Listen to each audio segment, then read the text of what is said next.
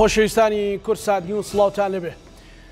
کۆمەڵێک کێشەی ئاڵۆس لە هەرێمی کوردستان هەیە و چەند هەوڵی چارەسەرکردن بدرێت، بەڵام هێزێکیان ئیرادەیەک هەیە کە دەیەوێت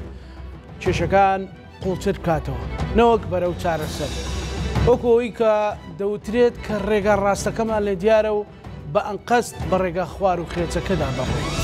ئەمەش کاریگەری لەسەر ژیان و گوزەرانی خەڵک، لەسەر ئایندەی خەڵک، لەسەر دنیابینی خەڵک، لەسەر لایەنی سایکۆلۆژی خەڵک دروست کردووە. لا لەشکرچێشەوە بۆ درەنگکەوتنی موچە و قایمەی موچە و تەدقیقی موچە و دانانی پارێزگاری کەرکووک و یەکردن ڕیزی و هەوڵەکان بۆ یاخود بۆ هەڵەکان بۆ هەڵبژاردننی پەرلەمانی کوردستان. هەمووانە لەگەڵ بەڕێز نەوزادی مهندس کادری پێشکەوتویەکی نیشتیمانی کوردستان گفتوگۆکەین. کاک نەوزاد بەخێر بێ. سوپاس بۆ جەنابتان. ڕاستی لە پێشەکە وتمەی کۆمەڵێک کێشە هەیە، بەڵام ڕێگایکی دروست هەیە. مەسەن لەسە بۆن منە لە ئەوەی پارێزگاری کەرکووک ئەمان توانی هەموو گولانە کوردیەکان یەک بن و بتوانە لەگەڵ خوشکبرانی عەرەب و تورکمانیشە لەگەڵ مەسیحەکانە ڕێکەوین و مەسەلەن بۆ نمونە ئاسانتر بێ. ئێستا ڕێگاکەمان زۆر لە خۆمان دوور خستەوە، 2000 چەندە کوردیش سەرکەوت. ینی بۆ واکەین بەڕاستی. زۆر سوپاسانەکەم بەداخەوە ئەوکو جەنابەت فەرمووت بەڕاستی هەر ناوچەی ڕۆژهەڵاتی ناوەڕاست و بە تایبەتیش لە عێراق لەم مەنتقەیە ئەوە تقریبەن ماوەی ساڵێکی ئەوەیە ساڵێکی ڕێکە و زۆرتریش زووتریش، بەڵام بە تایبەتی کەوان نزیکی دەمانی ڕێکە جەنگی ئەقسا و لە ئەوە دروست بووە لە بینی ئیسرائیل حەماسا و فەڵەستینیەکانە ناوچەکەی هێندەی تر گەرم و گورتر کردووە و حەدەسەکانی پێشتر کردووە خێراتر کردووە و وەکو جەنابەت فەرمووت ڕووداوی سیاسی گەورە، ڕووداوی ئابووری گەورە، ڕووداوی ئەمنی گەورە و کۆمەڵایەتی گەورە ڕووی کردوێتە ئەم ناوچەیە، کەواتە تۆ دەبێت هەموو ئەو کارکترانی لەم مەنتیقەیان دەبێت هەر یەکە بکەونە خۆی و سیاسەتیش بریتێ لە فەنی ممکنات کە ئەوەیە بتوانیت چەند دەستکەوتە دەبێت، چەند خۆ پارێزی، چەند ئەمنیەت و ئاسایش و سەروەری خۆت پارێزی بەدەستی بێنە. سیاست من دایما دەڵێم من بۆ خۆم کابرایکی متەدەینم، بەڵام سیاست خوداپەرستی و نوێژ و ڕۆژوگرتن نییە. سیاست ڕاستە عیلما زانستە فەنە و لێزانینە و دیبلۆماسیێتە و دوانای مراوەغەکردن و مناوەرەکردنی سیاسیە، بەڵام لە هەموو کاتێکیشا وەکو ئەڵێن سیاست سەرڕاستی تێدا نیە زۆر جار. و من نمونەیەک زۆر جار ئێرمواڵێن لە چەرچل جاڵێک سەردانی گۆڕستانێکی کرد لەسەر چێلی قەبرێک نووسرا بوو خوددا لێ خۆش بوو فلانی کوڕی فلان سیاسەتمەدارێکی بەڕەوش بوو، ئەڵێ بۆ ئێوە قەبر چەند کەسی تێەکەن لە مەنتیقەی ئێوە، ئەڵێن وەڵا هەر یەک کەسی تێ چۆن سیاسیەکیش و بەڕەوشیشە، یعنی بەداخەوە یعنی قسەکە بە شێوەیەکی عام وایە سیاسەت دنیایەکی وەکو ئەڵێن لەم بەرژەوەندی ئابووری تێکچڕژاوەکان و چاوچنۆکی و هەلپەرستی و کورسی پەرستی هەموو ئەمانوای کردووە کە دنیای سیاست و زانستی زۆر ناشرین کردووە، بەڵام سیاسەتێکی ڕاست و دروستیش هەیە، ڕێگایکی ڕاست و دروست هەیە کە بیگریتە بەر و کورتترین ڕێگەشە بۆ گەیشتن بە ئامانجەکانت. ئەم قسەی جەنابەت بێمەوە سەر ئەوە بەداخەوانێ میلەتی ئێمە و سەرکردەکانی ئێمە ئەوانەی کە خۆیان بە تەمەن و بە خاوەن خیبرە و ئەزمونێکی دوور و درێژ ئەزانن، بەڵام سێرەکەی دەکەونە هەڵی سیاسی گەورەوانێ کە باجەکەی زۆر قورس دەبێت بۆ مەسەلەی نەتەوەکەمان نیشتیمانەکەمان و ئایندە و ئێستاشمان. ئەوەی پارێزگاری کەرکووک بیلفعل وایە من لە بەرنامەیەکە لە کەناڵێکی کەوتم ئەو کۆبوونەوەی کە چواری هەشت کە سەرۆکی پارتی دیموکراتی کوردستان بە ڕێزیان کۆبوونەوەیکی کرد لەگەڵ نوێنەرانی هەموو عەرەبەکان و هەموو تورکمانەکان و بە پارتیشەوە چی ئەبوو ئەگەر نوێنەرەکانی یەکێتی نیشتیمانی کوردستان و مەسیحەکانیشی بانک بکردایە. من تەسەور ئەەکەم و سەرکردایەتی یەکێتی زۆر بەدڵێکی فراوان و بە سنجێکی فراوانەوە دەستی برایەتێکی درێژە کرد و نوێنەرەکانی ئێمەش بەشدارە بوو بیتوانایە ئەو ئەگەر بیتوانایە هەمویانی کۆ بکرداتەوە وەکو ئەو کاتانی کە جەنابی مام جەلال سوننە و شیعە و وەکوڵێن کورد و چی هەمووی کۆ کردوانێ و عێراقی ڕێگە خستەوانی و ڕێگرت و ڕایگرت بوو. چی ئەبوو ئەگەر ئەم کۆبوونەوەی بکردایە وەکو مەرجعی هەموو لایەک قسەی بکردایە و فەرمانیشی بکردایە و حکوومەتەکەشی پێگوێنایە و بیکوردایە دەستەگوڵی خۆی دەستەگوڵی پارتی و کەرکووکی بکردایەوە ئەو دڵەزیندوی کە خۆیان زۆر شانازی پێوەکەن، بەڵام کە ئەمەی نەکرد ئەوە دەست پێشخەری سیاسی لە دەستانەما. یەک خاڵ حەزەکەمەوە باسکەم کاکە ئەزانە سەرکردەی سیاسی و سەرکردەی بوێر و حیزبی سیاسی دەبێت خاوەنی دەست پێشخەری سیاسی بێ کە دەست پێشخەری سیاسی لە دەستدا و دۆڕانت و لە دەست دەرچوو تۆ ئیتر دەبی تا گردبوونەوەیەکی نامونەزەمیش، یعنی حیزب بۆ خۆی گردبوونەوەیەکە گردبوونەوەیەکی منەزەم و ڕێکخراوە بە عەقڵ و بیرروڕا و ئایدیایەکی دیاریکراو بە قیادەکردنیەکی خەڵکانێکی بەتواناتر و ڕۆشنفکرتر و دووربینتر و ژیرتر و حەکیمانەتر. کە حیزب ئەمانەیەتیانەما دەبێتە گربوونەوەیەک نامنەظەم و تێکچووە بێبەرنامە. خۆشبەختانە ئەڵێم سەرکردایەتی یەکێتی نیشتیمانی کوردستان و بە سەرکردایەتی کاک سەرۆک پاڤڵ ئێستا لە هەموو کەت زیاتر لە هەموو کات زیاتر دۆست و دوژمن ئەو حەقیقەتە وەکو ڕۆژی ڕووناک دەبینێت. سیاسەتی ڕاست و ڕەوانە ڕاست و ڕەوانە ڕۆشنە شەفافە نەیشاردۆتەوە هاوپەیمانی ژێربەژێر و پاشقولگرتنمان نییە لە سەرەتاشەوە ئێمە هەروە بووین. جەنابی مامجەلات دای بە قسەیەکی زۆر جوانیەوە بە عەرەبی ئەوە بەو شێوەیە ئەیگو نصادق من يصادقنا ونعادي من يعادينا بصراحة وأشكرها دوستاتي مكي دوستي سراس وراستقينتم دجمناتي مكي دجمنتي سرسختم تا أو بري أو بمينتوا يشتين اجتماعي كردستان وكوتم لدواي كونغري بتايبتي بينجوا يشتي كي يكو يقرتوا يشتي يكسر كده يكبريارا يكالويس يك موقفه هاو بيماني دكات سياسة بريتيلا هاو بيماني سیاست بریتە لە مناوەرە سیاست بریتە لە مراوەخە سیاست بریتە چەند ئەتوانی دەستکەوت و بەرژەوەندی خۆت بەدەست بێنیت یەکێتی نیشتیمانی کوردستان نەیشاردێتەوە هەموو سیاسەتەکانی لە بەرژەوەندی خۆی لە بەرژەوەندی خەڵکی خۆی لە بەرژەوەندی هەموو کورد و کوردایەتیە من تەسەورەکەم بە دۆست و دوژمنەوە کاکزانە بە ئەم حەقیقەتە بڵین خەڵکی ئێمە زۆر وشیارە وانەزاری معارەزەبوونی خەڵکی سلێمانی و ئەم منتیقەیە هەر لە وشیاریانەوەیە ئەو شەوەی کە پارێزگاری کەرکووک هەڵبژێراوە لەلایەن یەکێتیەوە بۆ کوردێک بۆ لە کەرکووچەکان من تەسەوەرکەم هەموو کورد پێی خۆش واز لەوە بێنە کە هەنگێ حیزب و حیزبۆکەی بچووکی تازە دامەزراو یا کۆنی ڕقین سیاسەتەکە پێی ناخۆش بۆ لەبەرەوەی بۆچی پێی ناخۆش بووە لەبەرەوەی یەکەم لەسەر دەستی یەکێتی نیشتیمانی کوردستان لەسەر دەستی سەرۆک پاڤڵ لە ئەنجامی سیاسەتە ڕاست و دروستەکانی یەکێتی نیشتیمانی کوردستانەوە وە کوردێکی خەڵکی کەرکووک هاتۆتە پارێزگار باشە دوای ئەو هەموو نەهامەتی دوای 7 ساڵە لە تاکڕەوی محافزێکی خۆسەپێکی تایە باشە هەتا دوێنی و پێرێ ڕاکان جبوریتان لێکردبووین بە شەیتان باشە کەچی سەیرەکەی چواری هەشت کاکە چواری هەشت کۆبوونەوە لەگەڵ ڕاکان جبوریاکەیت کە تۆ تا ئەو پەڕی دژایەتی دەکات شوێنی سراحەتی ڕاکان جبوری هەولێرە کوڕەکەی لە باشتر زاکۆ لێرە باشە قوربان لەبەرەوە بەڕاستی سیاست بە نیفاقی و بە دووڕوویی و بە خەنجەل لە پشدان و بە هاوپەیمانی دۆڕاو ناکرێت لەبەرەوە سەرکەوتنە من بۆکو لە بەیاننامەکەی مەکتەبی سیاسی شاتووە ئەم سەرکەوتنە سەرکەوتی یەکێتی نیشتیمانی کوردستان بەتەنیا سەرکەوتنی هەموو کوردە سەرکەوتنی هەموو کەرکووچەکانە لە بەرامبەر ئەو مەددا شۆڤێنیە عەرەبە سەرسەختە لە بەرامبەر ئەو دەماگیری و متعەسیبە تورکمانە لە بەرامبەر ئەو پیلانجێڕیە ناوچەیەی بە سەرۆکاتی دەوڵەتی تورکیا ئاکرێت خۆشبەختانە هەر دوێنێ جەریدەیەکی تورکی نازان دەتودەی تورکیا دەنووسێت پاڤڵ تاڵەبانی ئاگر یاری لە ئاگردا دەکات لەبەرەوەی شکستی بە پلان و بەرەی تورکیا هێناوە ئەوە سەرکەوتنیەکە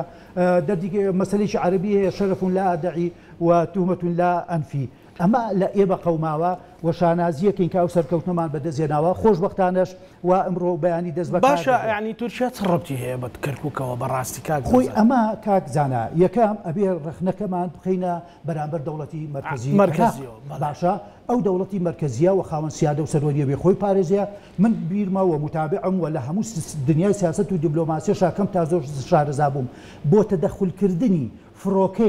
فڕۆکەیەک کە حدودی تجاوز کردووە لە ئاسمانەوە یەکسەر سەفیری ئەو وڵاتە بانگ دەکرێت عریزەی ناڕزایی پێدەبڕێ و لە ئومەمی متحیدە شکاتی ڕسمی دەکرێت و سکاڵات تۆمارەکرێ و لە تاریخ و لە ئەرشیفا تۆمارەکرێت باشە کە ئەمە پێشێرکردو دەستێوەردانی تاناگەر دووبارە بێتەوە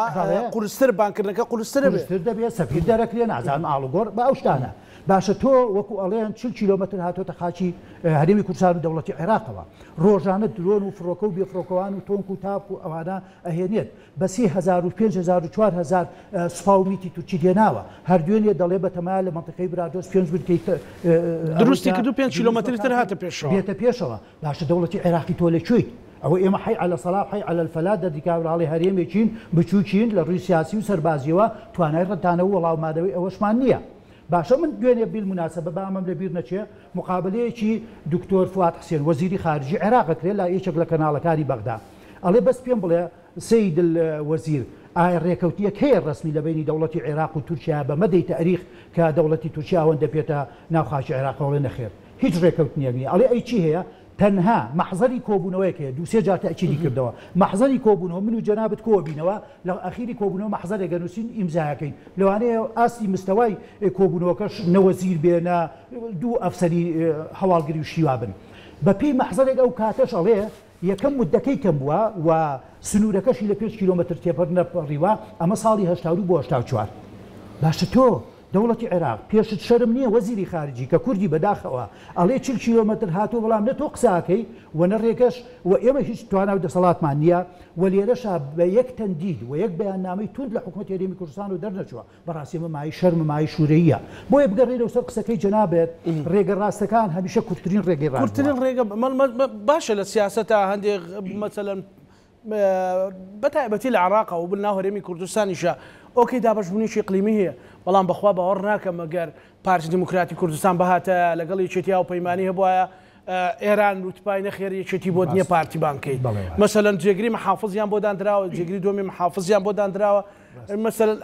قسەکە بە زۆر بە سەراحەت ئەو پرسیارە بکەیت یعنی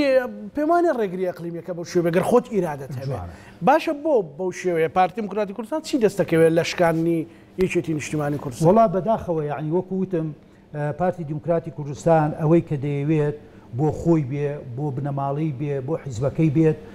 بە هیچ کەسێک بە هیچ دایانێک بە هیچ سەرکردێکی ڕەوا نابینێت وەکو ئەوەی کەوا شۆڕش و خۆپیشاندان و ناڕەزایی تەنها لەسەر ئەوان تاپە بوو بێ میلەتی کورد بە درێژایی ئەوان لە پێش پارتی دموکراتی کوردستان و با مێژوو بخوێنینەوە کاکە خۆ پارتی دموکراتی کوردستان ساڵی 1946 لەسەر دەستی چێ دامەزراوە لەسەر دەستی کۆمەڵی مسەقف و ڕۆشنبیری ئەم کوردستانە دامەزراوە بە تایبەتیش خەڵکانی سلێمانی بوون و سکرتێری یەکەم و تەنانەت کە لە غیابی بارزانی نەمرا بۆ ماوەی 10 ساڵ لە رووسیا چێ قیادەی پارتی دموکراتی کوردستانی کردووە غێر مامۆستا برایم ئەحمەد و کۆمەڵێک لە ڕۆشنبیران و مسەقفینی میلەتە کردوێتی کاتێک گەو لە دوای 10 ساڵ دێتەوانێ و دێتە سەر حازی حیزبێکی گەورەی کەوتوتە بەردەست چێ یەکەم تەقەی شۆڕشی ئەیلولی کرد لە چه منطقەیەک بوو چێ گەورەترین دەستکەوتی مادی بۆ شۆڕشەکە دەستکەوت جەنابی سەرۆک ماجەلال بوو خۆش بێت 30,000 دیناری لە حکوومەتی عێراقی ئەو کاتە وەرگرت و وەکو خۆی باسی دەکات 10,000 بۆ خۆیان دانا و 20,000 دیناری ئەو کاتیان نردووە بۆ جەنابی بارزانی لە منطقەی بارزان بۆی شۆڕش دەست پێ بکاتەوە لەبەرەوە کاکە خۆشۆڕش پارتی دموکراتی کوردستان کاتێک جەنابی مامجەلال و هەموو ئەو قیادانەی کە و باڵی مەکتەبی سیاسی سەرکرد بۆ معلوماتت لە ساڵی 64 کە باڵی مەکتەبی سیاسی جیابوونەتەوە لە 14 باڵی مەکتەبی سیاسی 12یان جیابوونەتەوە ئەنی حیزب ئەگەر بێتە سەر حیزب و کاتە هەر نەما بوو بەڵام بە تێوەگلانێک و بە پێچ و پەناهێنانێکەوانێ ئەمە مێژووە ڕاستە منیش لەگەڵ جیابوونەوە و دووکەربوونەوە نیم بەڵام ئەیبێ ئەو پرسیارە گەورەیەش بکەین هەر ئەو کاتەش بۆچی ڕێی جیاواز دروست بوو بۆچی ڕەخنە دروست بوو بۆچی جیابوونەوە دروست بوو غێر لە دیکتاتۆریەت و تاگڕەوی و حساب نەکردن بۆ خەڵکانیکە بۆ خەباتیکە بۆ خەباتی لایەنەکانیکە حیزبەکانیکە بۆ سەرکردەکانیکە لەبەرەوە کاکە زانە ئەم قسەیە زۆر ڕاستە لەبەر ئەوە پارتی لەو زەمەنەوە تا ئێساش کە هێناویانە هەرو قسە مەشهورەکەیە پێمان چاک نەکرێ و ئێمە دەست پێشخەر نەبێت ئەخر ئەو تێکنەدانە لە کوردی تێک نادەن خۆڵی تێگەیە و لە خۆشی تێگەیە بە مەسەلەیەکی سەیری کە ئەمڕۆ کاک نەوزاد ئەمڕۆ مەرسومی کۆماری دەرچووە هەموو شتەکان شەرعین قانونین سەرۆک کۆمار فەخامەتی سەرۆک کۆمار هاتووە مەرسومی کۆماری بۆ دەرکرد ئەنجا سەرپەرشتیاری کەرکووک سەلاحەدین یەکێتی ئەڵێ تکای ئاهەنگ مەجێڕن بۆ ئیلانەکانی کە ئستفزاز نەبن کاتی پێکەوە ژیانە کاتی مەسەلەن سەیری ئەم نەجی خزمەتکردن وایە نەجەوایە لەلایەکی تر ئەو بە عەرەب و تورکمان و ئەوی بەگشت کەرکووک کادا کردو خەڵک کۆکاتەوە مزاهرە دروستەکانی ئەمە بەڕاستی چی ناو لێ بنێن وەڵاهی یاریکردێکی دۆڕاوە خۆشیان زان زۆر دۆڕاوە ئەوان لە 2017وانەیە کەرکووکیان بەجێهێشتووە باشە ماوەی 9 ساڵ 8 ساڵ بەجیانێشتووە و بەڕاستی بە حەقی وایە و خەڵکێک لە خەڵکەکانی خۆیان و کادری خۆیان کە ئێستا هاتوونەتە ناویچەتی نیشتمان کرد زۆر و سەراحەتە زۆر بە ئاشکرا دەڵێن سەرکەوتن بۆ ئەو هێزەیەکە کەرکووکی بەجێنێشت و پاداچەکەشی لە هەڵبژارنەکانە وەرگتەوە کە پێچ کورسیان نابە یەکێتی نیشتیمانی کوردستان و ئەگەر ئەم قسەیەکەی ئەگەر ڕێژەی بەشداربوونی کورد لە کەرکووکە لە 75 بەژە جووە من دڵنیام یەکێتی نیشتیمانی کوردستان خاوەنی 7 بۆ 8 کورسی ئەبوو و پێویستمان بە کەسی کەس نابوو ئەم قسەیە جاریش کە بێنەوە پارتی دموکراتی کوردستان هاتی تەوانێت کەرکووکت دۆڕان کەرکووکت فیتنە لێ دروست کرد 4 گەنجی خوێنگەرمی کەرکووکت ساڵێ لەمەوە پێشیا بە کوشت لەبەرەوەی لەگەڵ تورکمانەکان و لەگەڵ عەرەبە ئاژاوەیەکتان نایەوە لە کەرکووک وتت عەرەب هینە عەرەب ڕێگە نادە ئێمە بگەڕێنەوە کەسی سەدەست خستە من قسەیەکی جوانترە بێنم برادێکم بیزاڵێ یەکێک ئێستاش تا ئێستا مقڕەکانی یەکێک لە مقڕەکانی پارتی دموکراتی کوردستان کە بە مڵک موڵکی خۆیانە یاویانە بەکرێ بە حەشی شعبی لە کەرکووکە هەر ئەڵێ دراوسەی لە قیسیانە من نازانم باشە کەواتە تۆ ئەم هەموو بەڵگا نادروست و ناقەومی و نانەتەویە و هەڵوێستە نانیشتمانیت هەیە ئێستاش لەسەر ئیزاع و تەلەڤیزۆنەکانت کوردایەتی بە خەڵکی ئافرۆشیتەوە لەبەرەوە کاکزانە قسەکەی منەوەیە کوردایەتی تاپۆ هیچ کەسێک نییە بە یەکێتی نیشتمانی کوردستانیشەوە خەڵکی کوردستان مافی خۆیانە دژی نارزایی دەرببرن مافی داوای مافەڕەواکانی میلەتەکە و نەتەوەکەمان بکەن لە دەوڵەتی عێراقا داوای سەربەخۆیی بکەین داوای جابوونەوە بکەین هەمووانە حەقی خۆمان و مافی ڕەوای خۆمانەوە دەچێتە چوارچێوەی مافی چارە نووسەوە بۆیە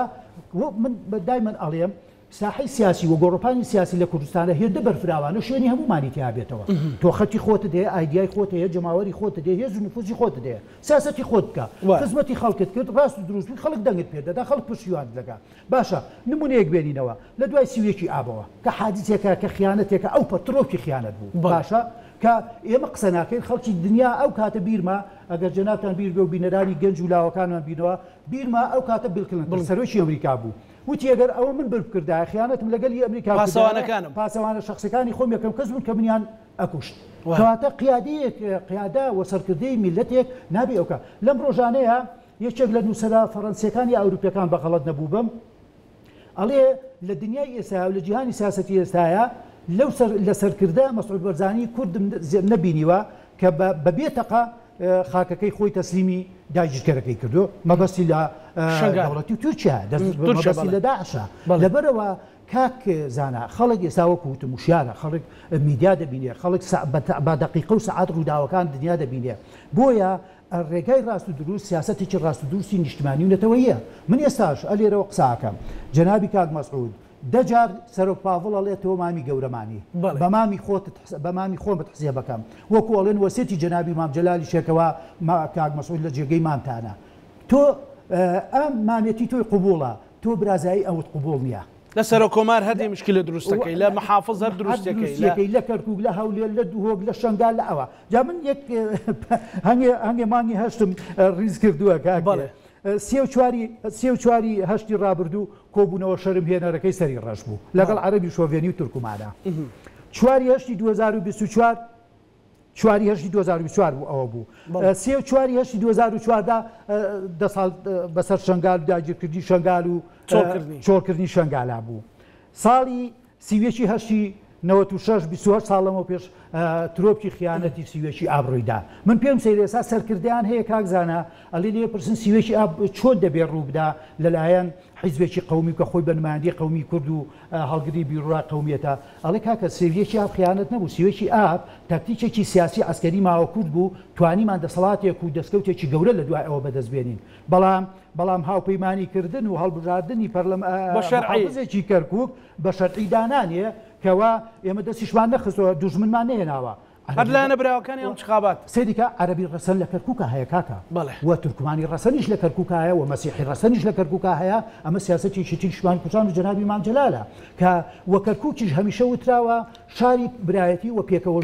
عێراقێکی بچووک کەواتە سەرکەوتن بۆ ئەو لاریە بۆ ئەو سەرکەوتیە کە بتوانێت ئەم پێکەوە ژیانە ئەم برایەتیە بپارێزێ نەکتۆ وەکو ئەڵێن شەرخێکی گەورە درزێکی گەورە بخەیتەنەوە هەموو پێکاتانەوە باشە ئەم هاوپەیمانیەکی نیشتمانی کوردستان عەرەبی تایە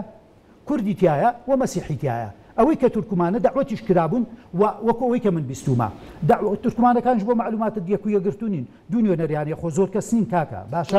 نوێنەرێکیان سونێ نوێنەرێکیان شیعەیە نوێنەر باڵی شیعە لەگەڵایە باشە بۆ سەداوای پۆستەکانی شەکەن سەدا 25 ئێمە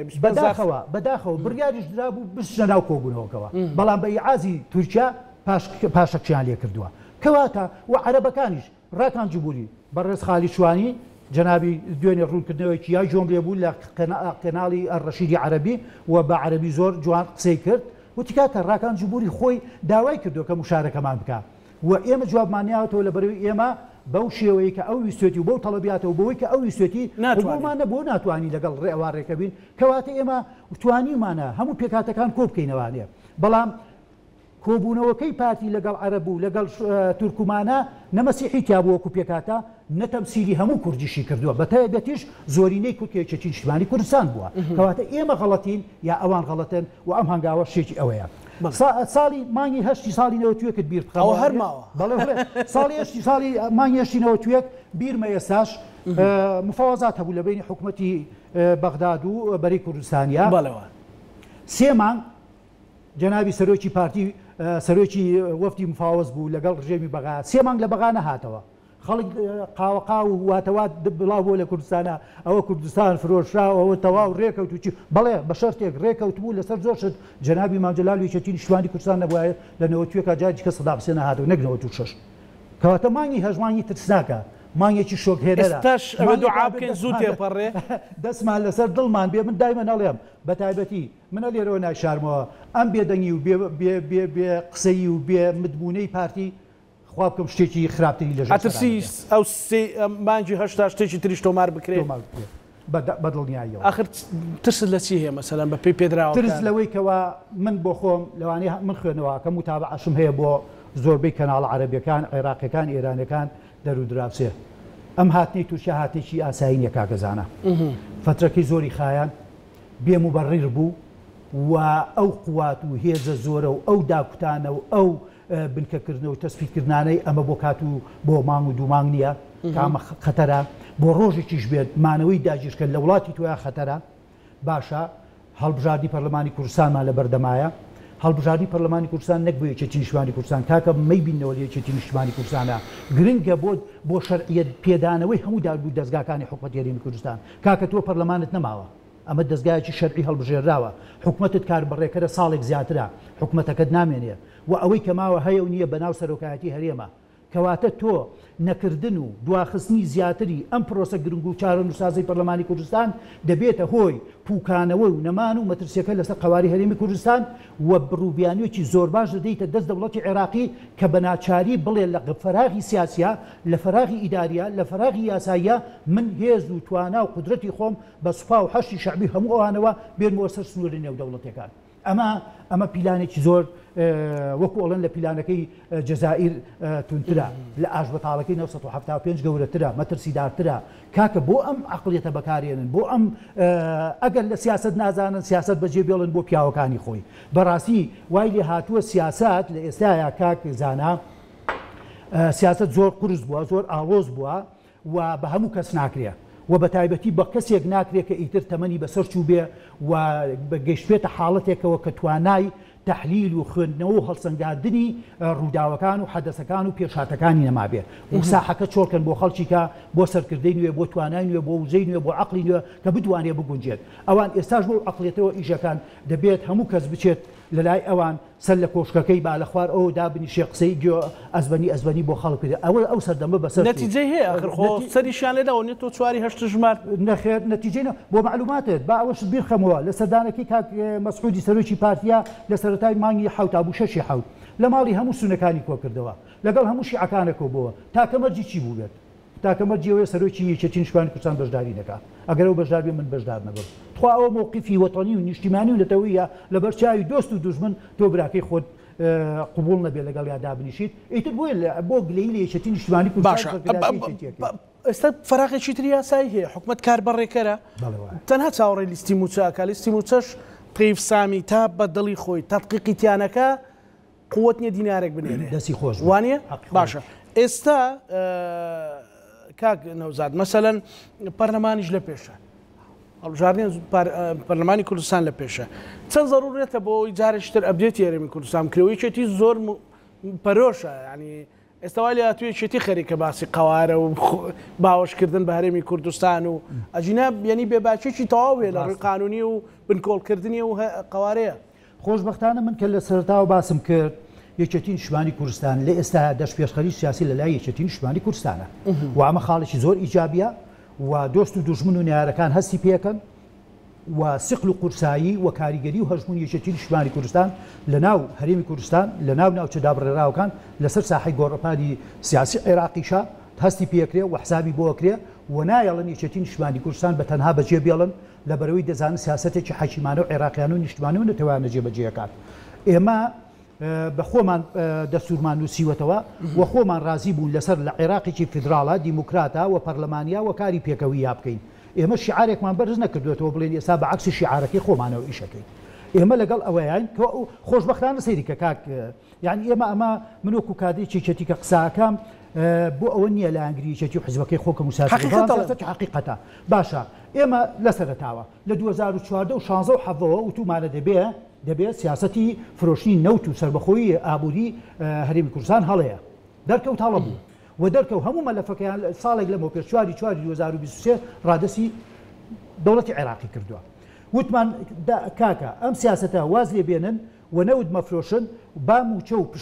بەشە پشتی بودجەی هەرێمی کوردستان وەکو جاری جاران وەکو 2009 2011 بە تەواوەتی بۆمان بێ دەرکەوت قسەکەمان ڕاستە ئێستا بە کاڵا و بە پێتاوەوە بە دەبەوە دەچنە بەغا اینجا بەشە بودجەت ناگەر باشە ئەوەش موچەکەی کە جەنابەت وەکو وتمان لە سیایی ئەم هەموو سیاسەتە هەڵانەوە باشە تۆ میلەتەکەت فەقیر کرد میلەتەکەت هەژار کرد برسیت کرد باشە خستە ژێرباری 30 میلیارد دلار قەرز و زیاتریشەوە بە بەردەوامی و ئێساش سووری لەسەر هەموو پیادەکردنی ئەم سیاسەتە هەڵانە ئێتاکەی کاکە خەڵک لێت قبوڵ ناکە لەبەرەوە ئومێد و هیوایە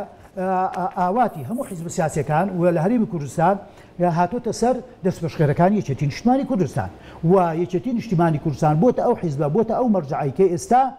دەبێ هەمووان لە دەوری خۆی کۆکاتەوە من لێرەوانێ داوا لە سەرکرداتی سیاسی خۆمەکەم لە جنابی سەرۆک باوەڵەکەم لە بەیانی زووتر دیە نەشیکا بە ئیدعای پەرلەمانی و هەڵبژاردن پەرلەمانی تەنها بۆ یەکێتی نیشتیمانی کوردستان نییە و لە دەستی کەسی شانی هەڵبژاردن تۆ خۆت دەزانیت کەس نازانێت یەکێتی نیشتیمانی کوردستان دە کورسیێنێ بیزێنێ سیێنێ چلێنێت باشە بەڵام پێویستە هەموو یەکڕابن لەسەر یەک هەڵوێز بن یەک گوتار بن لەسەرەوەی کە بێ ئەم هەڵبژاردنە بکرێت پاک و خاوێن بێ بێگەت بێ و بەو شێوە و نیزام و سیستەما بێت ئەمە کۆمیسیۆن دڵنیایی داوە دەستی خۆش بێ و ئێستەکانە من حەزەکەم لەبەرەوەی دەست پێشخەرێکی جوانی کردووە هەوڵ و هیمەتەکانی یەکێتی نیشتیمانی کوردستان لە بەرچاوی هەمووانە و دۆست و دوژمنان پێزانن یەک پرۆسی ئاشتەوایی و سەردانی تاک بە تاکی حیزبەکان بە بچووک و بە گەورەوە بکە هەمووان ئاش بکاتەوە لە غیابی سەرۆکی پارتی دیموکراتی کوردستان سەرکردایەتی بزوتنەوەی کوردایەتی بکات لەم مەرحەلەیە لەم مانگ و دوومانگە بۆ داهات ئەوان دەستیانێ شوشتووەیان پاشەکشەیان کردووە وەڵاهی ئەوەی کە دیارە لە بێدەنگیان لە بێ هەڵوێستیان لە بێگوتاریان لە پاشەکشەکردنیان لە سەراسی سیاسی ئیداری لە پارێزگای مووسڵ کە پارێزگایکی گەورە و گرنگە بە تایبەتیش سنوور و جوخزی جوگرافیای پارتی دیموکراتیکە ئەوان لە پاشەکشەیەکی گەورەیە بوون هەڵبژاردنە دەرکەوت و لە پۆستەکانیشا دەرکەوت دووهەم لە کەرکووکە ئەوە دەبینن کە من دڵنیام لە کەرکووکە زۆر دڵیان بە کەرکووک ناسووتە ئەگەر دڵیان بە کەرکووک بچوتە ئەم هەوڵ و ئەم هەموو پیلانژێڕیان ناگرت دژیەکێتی نیشتیمانی کوردستان باشە لە بەغایەتەوە خۆتان دەزانن حەجمیان چەند قەتیز بووە حەجمیان چەند بچووک بووە و بۆیە بەڕاستی ئیتر وان لێ هاتووە نەدەست پێشخەری سیاسیان لە لاماوە و ئەو قسە و پلانانش کە زۆر گەوریان کرد سەردانەکەی سەرۆک بارزانی زۆر دەستکەوتی بەدەستێنا من دەستکەوتێکم نەبینی لە بۆ ساڵحی میلەتی کورد و هەرێمی کوردستان و هەموو ئەوانە بوو هەچی سەردانەکانی چوت بەدایبەتی بۆ بەرژەوەندی حیزب و سەرکردە و بنەماڵی خۆی چووە بۆ هیچ کوردایەتی نەچووە و نەتیجەکەشی ئەوانیش پێیان وەکووتم مناقەشاکەن و هەر لە مناقەشەکانە کاکە لێت ناشارمەوە لە مناقەشەکانی ماڵی شیعە کە شێخ قەیس خەزعەلی دانیشتووە هەچی قسە بووە ڕەدیاوەتەوە ڕەخنەشی گرتووە و هەموو هەڵوێستی توندیشی هەبووە لەبەرەوە وانەزان ئەو سەردانە دەستکەوتێکی گەورەی هەبووە فەرشیر سوور ڕاخستن و پێشوازی گەرم و داوەتکردن و چاخواردن ئەوە دەردی کابراڵی مجامەلی سیاسیە بۆیە وەکووتم قسەکەمان ئەمەیە خۆشبەختانە یەکێتی نیشتیمانی کوردستان سەرکردایەتەکەی دەست پێشخەری سیاسی لە دەستایە ئەم دەست پێشخەری سیاسی بێت دەستی پێوە بگرێ و بە دووربینیەکی زیاتر و حەکیمانەتر و عاقلانەتر ئەوە بکە خۆشبەختانە ساڵی 2024 تا ئێستا کاکە زانە ساڵی یەکێتی نیشتیمانی کوردستان بووە ساڵی چنینەوەی دەستکەوتی یەکێتی نیشتیمانی کوردستان بۆ ماوەکەمەی سەرۆک پاڤڵ بوو لە دوای هەڵبژاردن لە دوای کۆنگرەوە خۆشبەختانە ئەم سەرکەوتنە ئەم پەرلەمانی کوردستانە بە سەرکەوتویی پرۆسەکە بە خاوێنی جێبەجێبێ سەرکەوتن بۆ یەکێتی نیشتیمانی کوردستان ئەگەر کورسیش بە حەقی خۆی و خۆی نێنێ بەڵام دڵنیاشم گەلەکەمان وشارە خەڵکەکانی دەرەوەی یەکێتیش وشارە خەڵکە بێلایەنەکانیش بێ هەروشارن و دەزانن چیە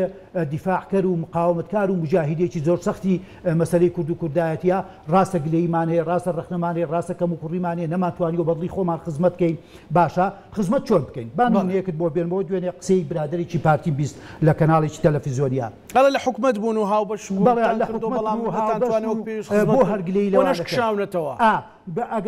ئەگەر جێگری سەرۆکی حکومات گلەیی هەیە لە حکومەتەکە و لە کابینەکە و دەسەڵاتی نییە بۆ ناکشێتەوە بۆ کاکە خۆ جەنابەت خێرت پێ نەکردو بە یەکێتی نیشتیمانی کوردستان یەکێتی نیشتیمانی کوردستان دروستکەر و دامەزرێنەری حکومەت یاریمی کوردستانە نەک شەریکە بەشە دروستکەری ئەوەیە و پایایکی گرنگی ئەوەیە و بۆ کەسی بەجێ ناڵین و خێر و سەدەقەی کەسیش نییە. جێی من قسەیەک ڕەدیە و برادرایەمەوە بۆی بزانێت کە خۆی ساگەرە مقابلی ئەمە ببینە جوابمان باباتەوە. ئەی جەنابی شامین ژەڵم لە سیوێکی ئابوانێ وەکو حیزب پارتی دیموکراتی کوردستان لە منطقی زۆنی سەوزا زۆنی سەوز ێستا بۆ تۆ زۆنی سەوز بۆ معلوماتان زۆریان پێخۆشە زۆنی ڕەنگا و ڕەنگی ناو بنێت کە بوویان نەچووە سەر ماوەیەکی کورت و ئەوە کرمانج بوو دەردی کابراڵێ زۆنی سەوزەکەیە هیچ لقێکتان پێ6 لقتان هەیە دەسەڵاتی یەک پۆلیس دامەزرانتنانی ئەی بۆ حیزباتی چۆڵ ناکەن بارەکەکان بپێچنەوە و حیزباتی وازێ بێنە منطقە چۆڵ بۆ نەهات و مبادرەیە بکەن بۆ ئەوەی ئەو دۆخە چارەسەر بۆ ئەم دۆخە چارەسەرکەن حکومداری بێ لەبەر ئەوە حکومەتی هەرێمی کوردستان ئەگەر حکومەتی هەرێمی کوردستان بێ ئەوە بەشە زۆرەکەی لای ئێمەیە کاکە و ئێمە خوێنی زۆرترمانە بە ژمارەی شەهیدەکان و کەمەندام و سەنگەر و سەرکردەمانەوە وەرن بپێون کاکە لەبەرەوە ئەمە بەو عقلیەتە حیزباتی ناکرێت بەو غرور و بەو متعالیە سەیری خوارەوە مەکەن وەرنەوە ڕیزەکە پیاوێک لە ساڵێکا 3 جار واز لە حیزبەکەی بێنێت و بگەڕێتەوە ناو حیزبەکەی و قسەی زلیش بکە ئەوە لێ قبول ناکرێت ئەوە یەکێتی نیشتیمانی کوردستانە سنگی ئەوەندە فراوانە کە تۆ جێگەت بۆتەوە لێرە ئێمە لە بادینانیش بۆ معلوماتت کاکە بۆ مێژوو بخوێنینەوە خەڵکیش بابیری بێتەوە ئێمە یەکەم تەقەمان و یەکەم فیشەکمان و یەکەم مەفرەزەمان لە منطقی بادینانی خۆشەویستەوانەیە دەستمان پێکردوتەوە بەڵام هەر بەداخیشەوە هەر ئەو کاتەش کۆمەڵکوژی و جینۆسایدی پێشمەرگەکانی کارەساتێکات لە کارەساتی ئیبراهیم عەزۆی نەمرا 37 و 38 پێشمەرگەی سەرکردەی ئێمەیان شەهید کردووە ئەوە دوای کارەساتەکە لە بەرەی وەکوڵێن سەرکرداتی کاتی و قیادە موقەتە لەبەرەوە کاک زانە حیزبی سیاسی ئەبێ خاوەن ئایدیایەکی ڕون و پارتی و ئایدیای ماوە لێستا وەڵاهی بەداخەوە خۆی بە نوێنەری نەتەوایەتی و باڵی نەتەوایەتی بەز محافزکارە و کۆنە پارێزە و ئەو محافز و کۆنە پارێزانە ناتوانن لەگەڵ ڕەوتی پێشکەوتنی ئەم سەردەمەیە بگونجێن هەچی قسە و بنی قسە و سەدی قسەیان هەیە پێشکەوتنەکان و ئاوادانکردنەکەی شاری هەولێریانە شاری هەولێر لە بێکارەباییە خەریکە دەسووتێ لە گەرمایە و لە لافاوە خەریکە دەخنچێ لە زستانە و لە بێ ئاویا خەریکە دەخنچێ لە هاوینە من جادەی پانوپۆری 150 چییە لە ساڵێکا 3 جارشکە هێشتا کەس بەکاری نیێناوە کاکە 150کان 2 جار هەڵیاوانێ لە بەرەوەی ئاوی ئیفراز بە ژێریا ئەڕوا بە شێوەیەکی هەندەسی و علم و زانست و ڕێکوپێک جێبەجێ نەکراوە بەس بۆ خۆڵکردنە چاوی خەڵک ئەوڵا 150مان دروست کرد و 120مان دروست کرد کاکە خەڵک ژیانیەوێ کاک بینەوە سەر ئەو قسە موهیمەکە مەبەستمانە خەڵک لەم سەردەمەیە ژیانی موچەی ئەوێ ئارامی ئەوێ و ئاسایش ئەوێ و ژانێکی پرشکۆ و کەرامەتی ئەوێ و ئازادیەکی ئەوێ کاڵێن زۆر جار ئێمە مناقەشەیەوەمان کردووە ئازادی پێشنانە یان نان پێش ئازادیە باشە لەم مەرحەلەیە نان پێش ئازادیە چونکە ئازادیمان هەیە بەڵام ئازادیەکەش بەداخەوانێ لە منطقەی زۆنی زەردا باشە زەرباوە ئێستا ئەبێ بڵین زەرباو لە بەرەوەیش خەڵکی کەشی تێکەوتەوە و یەکێتی نیشتیمانی کوردستانی زۆر بە قووەت بۆتەوە لە بەرەو زەردی تۆخیش نەماوە بۆ معلوماتت برادەرێکیان دوێنێ سەردانی کۆیی کردووە قساکە ئەمە لای خۆی وەزیری ئەوقاف و پیاوێکی متەدەینە بە حساب ئەڵێ لە قەڵای سەوز دەگۆڕین بۆ قەڵای زەرد بە بیستیدا یەکتریە بینینەوە و سندوقەکانی دەگدانی کۆی خۆشەویست هیوادارم کێشەی بۆ دروست بۆی دروست چونکە ئەوان بەنیەتی کێشە دروستکردن بۆ معلوماتان و بۆ جەماوەری میلەتەکەمان ئەوان ئێستاش بۆ ئاواتەوە ئەم هەڵبژاردنە نەکرێت سەری خۆم و لە زەرەری خۆم و ساحبمم ئیتر ئەو پەندە کوردیە من ناوەکەی ناڵێم لەبەرەوە ئەوان ئاوا ئیشەکان و بەو نەهجیان هەیە بۆیە تۆ داوای ئەوە لێ شێتی و قیادە و سەرۆکی شێتیەکەی کە دەست پێش خەریبێ لەبەرەوەی ئەوان باچیان بە مەبەستەوەی باچیان بە هەرێمی کوردستان باچیان نییە سەروەت و سامانی میلەتێکی زۆر و زەوەندەی چەند ساڵیان لەلایە وەرە تەسەورکە نمونەیەکە بێنێ چونکە من بۆ خۆم لە ناو خەڵکارژیم وە قسەی خەڵک گۆرەگرم وە قسەی خەڵکیش ڕاستە میلەتەکە دەکڵێ میلەتەکەت کێشەت هەیە کێشەی کەرکووکی قوسی کوردستان و دڵی کوردستانت هەیە سەرۆکی حکومەتمان لەکوێ بێ ئەچێ ئاهەنگی دەرچووی کوڕەکەیە بینێ لە ئەکادیمیای سەربازی لە بریتانیا خواوە حەدەسێکی گەورەترە یا کەرکوو حەدەسێکی گەورەترە یا یەک ریزی و تەبایی ماڵی کورد یەک و یەکگرتووە سەرۆکی حکومەت ئێستا پێم وایە دایان ناوە بە سەرۆکی لیستی پارتی بۆ مەنتیقەی سلێمانی و گەرمیان بۆی بتوانێت بە قووەت و هێز و پارەی دەردی کابراڵی کۆکراوی چەند ساڵەوە بێت خەڵگا بخڵەتێنە خەڵکی سلێمانی زۆر باش خەڵگە ناسێ زۆر باش حیزب نازێ زۆر باش سەرکردان ناسێ یەکێتی نیشتیمانی کوردستان کە ئەم منطقەیە قەڵای سەوزی خۆیەتی لە سەرەتای دروستبوونەوە تا ئێستا کە لێی زویر بوو لێی زویر بوو وەزەربەشی لە یەکێتی نیشتیمانی کوردستاندا بەڵام کەزانیشی یەکێتی نیشتیمانی کوردستان هاتۆتەوە سەر ڕێژکە ڕاستەکەی و سەر ڕێبازە جوانەکەی و سەر خزمەتگوزارەکەی جارێکی کەس باشە بەس کاک نەوزاد پرسیارێکەیە ئەو بەڕێزە کە سەرۆکی حکوومەتە مەسەلەن سەرۆکی حکوومەت بووە دوو جار بەڵام بە لەشکرێک لە ئاسایش و کۆماندۆ سوپا و سیارەی تایبەت لە قورمان لە خەڵکیان ناقورب بەسەر لە بەرەوەی ناڕازی بوو هاتووە بۆ ئێرە ئەوەختە بۆ ئینتیخابات چۆن دێ بە سکایپ وەڵاهی من تەسەورەکەم جابێ هەموو هێزی جێڕەباری و ئەوەی گوڵان وش نازانم لەشکریەکانی خۆیان بێنە لەگەڵ خۆیان یا حملەی انتخابیش نابێ ئەسکەر و چەکداری تیابێ لەبەرەوەی بە تاقی تەنیا بێ من بەڕێی من ئەبێ وەکوتم بە تاقی تەنیا بێ توانی ئەو جورئەتی هەبێەوە بیوەری بکاو بێتە ناو خەڵکی خۆی و میلەتی خۆی و خزمەت کاو 100 پرۆژە بۆ منطقەکە دابن وەڵام من بۆ خۆم یەکێکم لەوانە دەسیماجەکەم کە حەقیش نییە دەسیماجەکەم چکە ئەرکی خۆیەتی بەڵام وڵات من پێم خۆشە دەرجی جەناب بدەڵێ سەرۆکی حکومەت منەوەتی ئەم کابینەیەوە تا بێوە 5 ساڵ 6 ساڵی تێپەر کرد 5 جار نهاتوە تا زۆنی ئەم زۆری ئێمە ئەم زۆری سەوزەوە بۆ شەو ڕۆژێک لە ناو ملەتیان هاتەوە 3 جار هاتووە کاکە سەعاتە هاتووە 4 عەسر ڕۆژتۆتەوە نەماوەتەوە یعنی بەڕاستی حکومەتداری وا ناکرێت و زۆر کەزەڵێ ئەم حکومەتە بەستە ناوەکەی حکومەت ماوە بەداخەوە کە منم قسەیەکەم زۆرم پێ ناخۆشە وەڵا حەزمە کرد ئێستا حکومەتەکەی هەرێمی کوردستان لە تەمەنی 33 ساڵی خۆیایە وەکو ئەڵێن وەکو بڵێن تەنها ڕاگاندی دەوڵەتی سەربەخۆی بمایە بەڵام کاکە دەوڵەتی سەربەخۆ هەوڵیشمان بۆیە هەوڵەکەش فەشەلی ناچوونکە نیەتی ڕازەقینی لە پشت نەبوو لەبەرەوە بەڕاستی هیوادارم ئەم پرۆسەیە وەکوتم ئەم ئارامیە ئەم ئاشتیە ئەم پێکەوە ژیانە تون بکەینەوە دوتۆڵی بکەینەوە ڕیزەکان و نێوماڵی کوردەکەمان یەک بخەینەوە چونکە بەڕاستی مەترسیەکان ئاڵگارەکان ئەوەندە گەورن ئێمە بەرگەی ناگرین لە ناو پارتیە دوو ئیتیجاهەیە ئیتیجاهێک بەرەو ڕێکەوتنە مەسەلەن بەرەو ئەوەیە خەمی ئەو ڕاستە قەوارەی هەبێ بەسەلەن ناکرێت لەگەڵ ئەوانە مەسەلەن مبادرێک هەبێ بۆنا بەڵام ئەزانی چۆنە بەداخەوە زۆر جار شانازی پێوەکەنەڵێن ئێمە حیزبێکی مرکزین و ئەوەی لەسەر وترابێ لە خوارەوە جێبەجێکن لە هەموو ئۆرگانەکانە تەسەورەکەی نمونەیە کرد بۆ بێنەوە لە هەڵبژاردننی ئەنجومەنی پارێزگاکانە لە خانەقینی خۆشەویست دوو کوڕی زۆر گەنج هەردووچیان لە یەک عەشیرەت بوون پێم هەردووچیان باجەلان بوون باشە دوو کوڕی گەنجیان یەکێتی ویژان پارتی بوو لەوەی یەکێتی پرسی وتی تۆ گەر خۆت هەڵنەبژاردەیان برادەرەی پارتی خۆڵبژار دەنگی دەداوتی بە شەرەفەوە بە شانازیەوە دەنگم پێدەلا لە بەرەوەی کووردە وتی تۆی کاکی پارتی تۆ دەنگت پێدا ئەگەر خۆت پارتی نوێنەری نەبووە وتی وەڵاهی داوای لێبوورنەکەم ئێمە حیزبەکەمان مرکزیە هەتا حیزب بڕیانەدا من ناتوانم تەسەور کە یعنی ئەم بیر و باوەڕا ئەم منهەجە ئەم ئایدیا ئەم ڕێبازە چۆن لەگەڵ ئەم سەردەمەیە ئەگوجێت ئەی هاوار تۆ میلەتەکەت نەتەوەکەت نیشتیمانەکەت بکەیتە قوربانی ململانێکی حیزبایەتی بچووک لەگەڵ براکەدا لەگەڵ کێشە ئاخر خۆگەر کاکە دژاتی لەگەڵ عەرەبا بکردا وەڵای ئەمانگو دەست خۆش بێت لەگەڵ تورکمانە بکرا ئەمانگو دەست خۆش بێت تۆ لەگەڵ براکی خۆتا دەیکەی بۆیە بەداخەوە منم قسەیە مجارێکی کەش کرد ئەمانی چەتی نیشتیمانی کوردستان لە سەرەتای دامەزرانی و لە ساڵ 1975 بۆ بەدیری خۆیان ێزانن و ئەیانەوێت بە باش و بە خراپ و بە قووەت و بەهێز و بە خۆشی ناخۆشی یەکێکی نیشتیمانی کوردستان لە ساحگا ئاوتکەن بۆیان ئاوت ناکرێت چکە لە ساڵی وەکووتم ئەو هەموو کارزاتیان بەسەری چێتیە نابوویان ئاوت نەکرا تازە ئاوت ناکرێت یەکێتی نیشتیمانی کوردستان وەکوڵێن لە ملی شوشەکە دەرچووە تازە گەورە بووە بە هیچ کەسێ بچووک ناکرێتەوە بۆیە پارتی سیاسەتی حەکیمانە و حەق وایە هەست ناکەی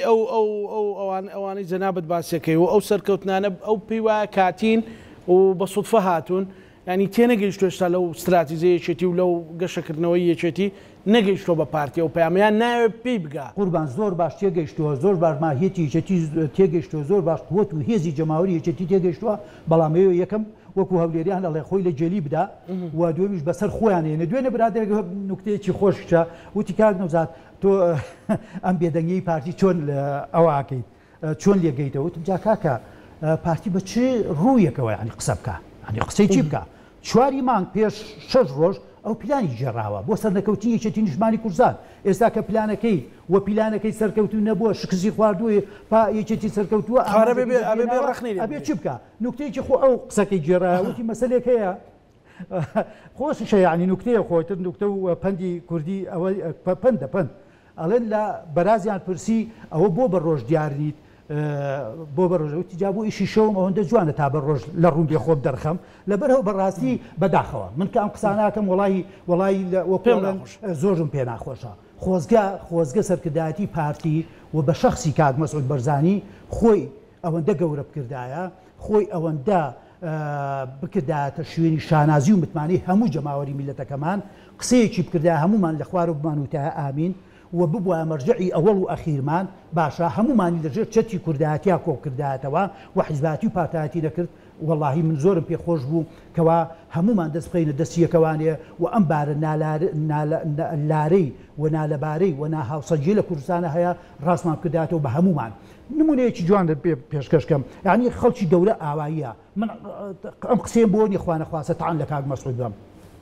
هەمومان مەسەلە مێژوویەکەی ڕوخاندنی کەعبەی پیرۆزمان بیستووە لە مێژووە کاڵێن لافاوێک لە شاری مەکەیە و کەعبەی ڕوخان و بەردەڕەشەکەی ڕوخان ئەو کاتەش قەبائیل بوون قەبائیلی سەردەمی جاهیلیەت کاکە جاهیلیەت ناوی خۆی بە ناوی خۆیەتی هەمووی شەڕ و کوشتار بوون باشە لەسەر بچووکترین شت کاتێک هاتە سەرەوەی کە کەعبە دروستکەنەوانێ باشە هاتە سەرەوەی کە چێ شەرەفی بەرزکردنەوەی بەردەڕەشەکە بخاتەوە شوێنی خۆی وتیان کاکە شەرتێکمان داناوە چێ یەکەم کەس هاتە ژوورەوە لەو دەرگایەوە ئەوە کاتێک هات پێغەمبەر بوو صلی الله علیه و سلم کاتە پێغەمبەریش نەبوو پیاوێکی گەنج و گەنجێکی خۆز و ڕێک و پێک و معتەبەر و خاوەن متمانە بوو صادق الئەمین بوو باشە وتیان کاکە وڵات محەممەد با ئەو بیخاتەوە عقلیەتی ئەم پیاوەت بۆ بازەکەم یعنی لە گەورەیی و لە تێگەشتووی لە حەکیمی ئەم پیاوە کە هێشتا پێغەمبەر نەبووە کاتێک هاتە سەرەوەی کەوا بەردەکە بەرزکاتەوە بەدەستی خۆی بیخاتە شوێنی خۆی وتی نا من ڕاستە ئەم شەرەفەتان بە مننا بەڵام من ئەم شەرەفایان بە هەمومان وەرن عەبایەک بێنن بەردەڕەشەکە چێخۆ بەردێکی بچووکە بەقەدەر بلۆچێکی نابێت ئەم بەردەڕەشا خێنە سەر ئەم عەبایە هەر عەشیرەتە نوێنەرێکی هەبێت ئەوە پشتێکی ئەگرین و بە هەمومان ئەیخێنەوە شوێنی خۆی ئەمە حیکمەتە کاکزانە من ئەم قسەیەکە ئاکام بۆ سەرکردەکەی طبعا ئەوەی ئاینی ئیسلام هەمووی حکمەتە بۆی بۆ داهاتوو استفادەی لێ بکات باشە و ئەمە سەرکردەی حەکیم ئەمە خەڵکی متمانە پێدرا و ئەمە خەڵکی پەرۆش بۆ یەک و یەکگرتووی میلەتەکەی خۆ کاتە وەکوتم نە پێغەمبەر بووە و لە عەشیرەتەکەی بووە و عەشیرەتەکەی خۆشی خۆتان دەزان بەن و هاشم و قوڕیش لە گەورەترینیان بووە دەیتوانی خۆی بیکا ینی زۆری لەو کەمینی بەکار نێنا باشە دەی وەرە وەکو سەرکردەیەکی کورد هەموو سەرکردەکان بە هەمووتان بە بچووک و گەورەتانەوە وەرن کاکە کۆ ببنەوە هەمووتان باربەرە چونکە کاک زانە ئەم حقیقەتە ئەم نالەباریە ئەم ناچیزەی دۆخەکە بە یەک کەس ڕاز ناکرێتەوە بە یەک سەرکردە ڕاز ناکرێتەوە بە یەک حیزب ڕاز ناکرێتەوە لەبەرەوە کەس خۆی نەکا بە پاڵەوانی بە ساحەکە ئیلا ئەبێ من بم کەواتە حقیقەت ئەوەیە عەقڵ ئەوەیە لۆژیک ئەوەیە هەموو پێکەوە دەست بینە دەستی یەک و بارەکە ڕاست بکەینەوە و میلەتەکەمان ڕزگارکەین ئەمە سەرکەوتنە والله خوا نەخوازە ئەم تەجروبەیەمان لە دەست دەربچێت بە سەدان ساڵی کە ناگەینەوە دوایی نەوەکانی ئێستامان کە چۆن ئێستا من بەداخەوانەیە کە خۆم بۆ دانانی ڕخنە لە هیچ سەرکردەیەکی کورد بگرم ئەگەر گەورەترین هەڵەشی کردوێ ئێستا نەفامی وا هەیە نەزانی وا هەیە مێژوو نەخوێنی وا هەیە ڕخنە لە مەلیک مەحموود دەگرێت لە شێخ سەعیدی پیران دەگرێت لە قازی محەممەد دەگرێت کاکە ئەوەی کە ئەو کاتە بۆیان کراوە هەر ئەویان بۆ کراوە دەی جەنابمان کە بەم هەموو عەقڵ و مەنتیق و پێشکەوتنەوە ئێستا غەڵەتی وا ئەکەین سەد جار پشتی ئەوان ڕووی ئەوانمان بۆ هەموو پێشکەوتنانە بەڵێ زۆر سوپاس بۆ بەڕێز نەوزاد مهندس کادری پێشکەوتیەکی نیشتیمانی زۆر سوپاس بۆ دەرفەتان بینەرانی خۆشەویست لەگەڵ هاوکارانم بەیەکەوە پانۆڕامای ئەم شۆمان پێشکەشکردنە مولایەکتان ئەمانەتی خوای گەورە بن خواتان